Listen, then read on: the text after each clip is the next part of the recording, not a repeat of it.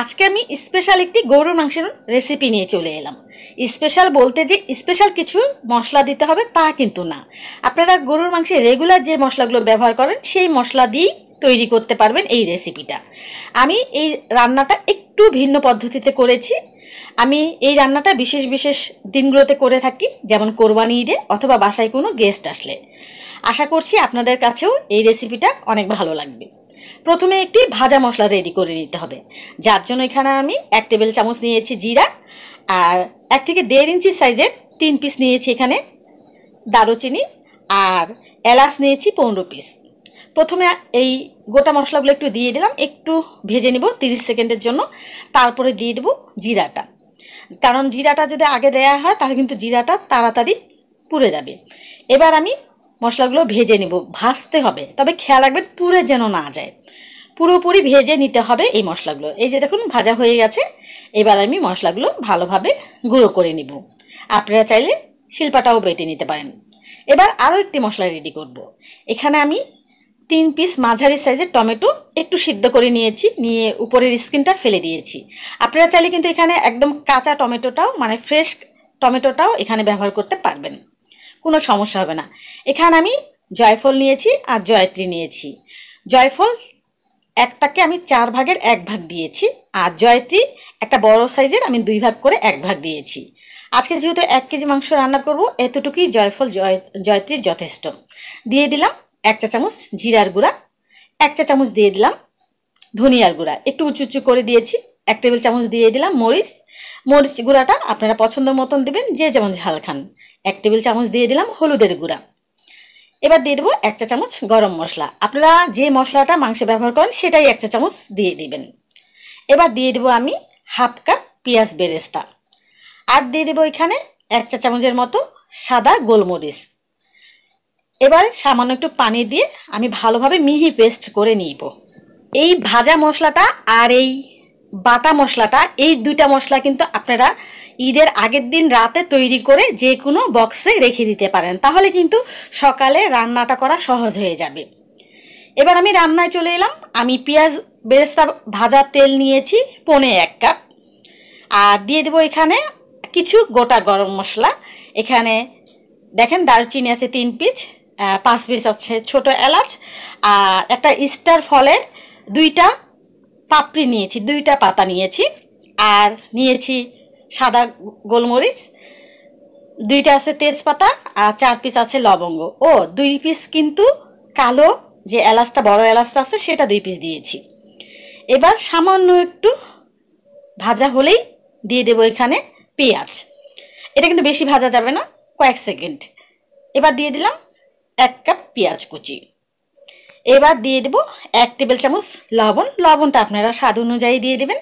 এবার পেঁয়াজটা কিছুক্ষণ ভেজে নিব। পেঁয়াজটা কিন্তু একদম ভেজে বেরেস্তার মতন করা যাবে না। এখন একটা চ্যানেলের পিক দেখাবো। এটা হচ্ছে আমার ভাইয়ের মেয়ের চ্যানেল। ও নতুন একটা চ্যানেল খুলেছে, ক্লাস 9-এ পড়ে। আপনাদের মূল্যবান সময় থেকে যদি একটু সময় হয় তাহলে প্লিজ একটু চ্যানেলটা দেখে আসবেন। মেয়েটা এই প্ল্যাটফর্মে নতুন কাজ করা শুরু করেছে, যদি সম্ভব হয় একটু সাপোর্ট করিয়েন। চ্যানেল লিঙ্কটা আমি ডেসক্রিপশন বক্সে দিয়ে দিয়েছি।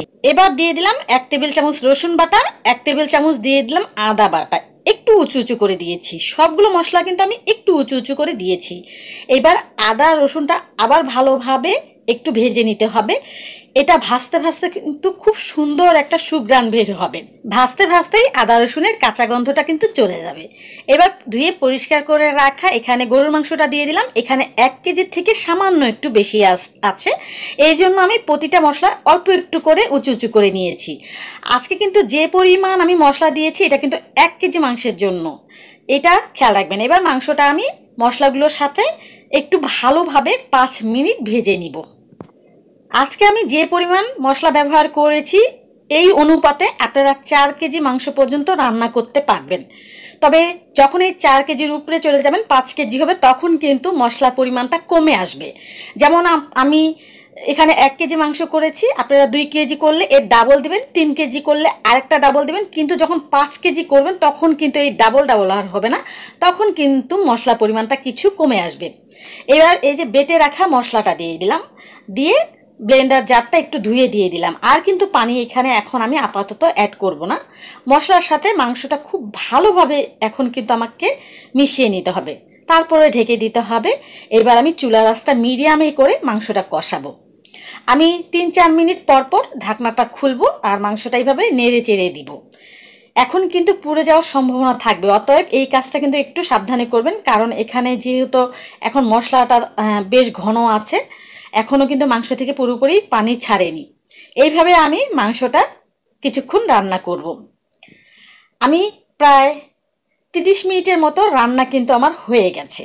মাংসটাও কিন্তু অনেকটা সেদ্ধ হয়ে গেছে।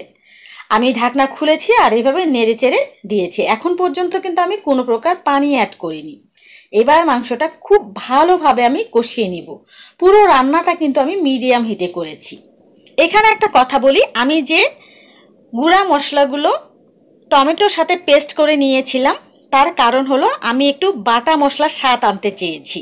তবে পুরোপুরি তো আর বাটা মশলার স্বাদ পাবো না, কিছুটা হলেও পাবো, এই জন্য আমি গুঁড়া মশলাগুলোও পেস্ট করে নিয়েছি। আমি ভালোভাবে মাংসটা কিন্তু কষিয়ে নিয়েছি। এবার ফুটন্ত গরম পানি দিয়ে দিচ্ছি। এখানে কিন্তু কিছুতেই ঠান্ডা পানি ব্যবহার করা যাবে না, এখানে অবশ্যই গরম পানি দিতে হবে। আর পানিটা আপনারা, এখানে আমি পানির পরিমাণটা বললাম না, মাংসটা এক এক জনের মাংসের কোয়ালিটি এক এক রকম হয়, সেদ্ধ হতেও কম বেশি সময় লাগে, সে অনুপাতে আপনারা পানিটা দিবেন। আর কে কতটা গ্রেভি রাখবেন বা ঝোলটা রাখবেন সে অনুপাতে পানিটা দিবেন। আমি যে অনুপাতে দিয়েছি এই অনুপাতে পানি দিয়েছি, আমার মাংসটা এতেই সুন্দরভাবে সেদ্ধ হয়ে যাবে। মাংসটা কিন্তু আমার পুরোপুরি সেদ্ধ হয়ে গেছে। আর দেখেন পানিটা শুকিয়ে গেছে। আমি কিন্তু চুলার আঁচটা মিডিয়ামেই রেখেছিলাম, হাই হিটে রাখলে কিন্তু হবে না। এই যে দেখুন পানিটা কিন্তু পুরোপুরি শুকিয়ে গেছে। আমি কিন্তু এইরকমই মাখা মাখা রাখবো। এবার শেষ পর্যায়ে দিয়ে দেবো 1 চা চামচ চিনি। কেউ আবার ভয় পাবেন না যে মিষ্টি হবে, এই 1 চা চামচ চিনিতে মিষ্টি হবে না, তবে স্বাদের একটা দারুণ একটা ব্যালেন্স আসবে। অবশ্যই কিন্তু এই 1 চা চামচ চিনি শেষের দিকে দেবেন। আর সেই যে আমি ভেজে রেখেছিলাম মশলাটা, সেখান থেকে আমি 1 চা চামচের মতন মশলা দিয়ে দিলাম। পুরোপুরি কিন্তু 1 চা চামচ দিইনি, 1 চা চামচ দিয়েছি। এটাও একদম শেষে দিতে হবে। আর আমি যতটুকু মশলা করেছি ততটুকু মশলায় কিন্তু 5-6 কেজি পরিমাণ মাংস রান্না করা যাবে। এবার আমি চুলার আঁচটা একেবারে লো করে দিয়ে 5 মিনিট ঢেকে চুলার উপরে রেখে দিব। মাংস রান্না হয়ে গেছে, এবার আমি চুলাটা বন্ধ করে দিব।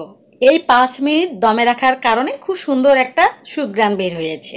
ঈদের দিন অথবা বাসায় কোনো গেস্ট আসলে এইভাবে যদি আপনি মাংস রান্না করেন, যে খাবে সে আপনার মাংস রান্নার প্রশংসা করবে। এই মাংসটা আপনারা রুটি, পরোটা, সাদা ভাত, পোলাও যে কোনো সাথে দিবেন, অসাধারণ লাগবে। যদি রেসিপিটি আপনাদের কাছে ভালো লেগে থাকে তাহলে একটু কষ্ট করে ফ্যামিলি ফ্রেন্ডসদের সাথে শেয়ার করে দিবেন। সবাই ভালো থাকবেন, সুস্থ থাকবেন। আল্লাহ হাফেজ।